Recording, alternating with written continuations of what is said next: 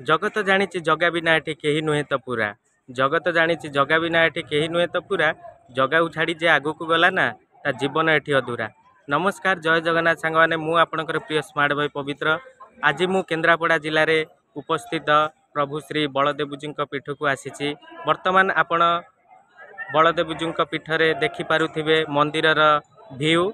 मु आपन को चारि साइड बुलेकी देखौची मंदिरर व्यू।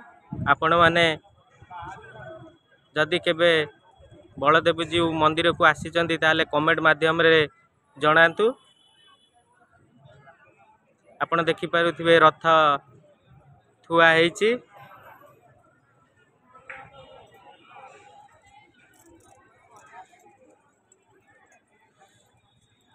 जदि केबे बलदेवजी मंदिर को आसी नांती ताले थरे निश्चिंत आसंतु एवं प्रभु श्री बलदेवजी को दर्शन करंतु।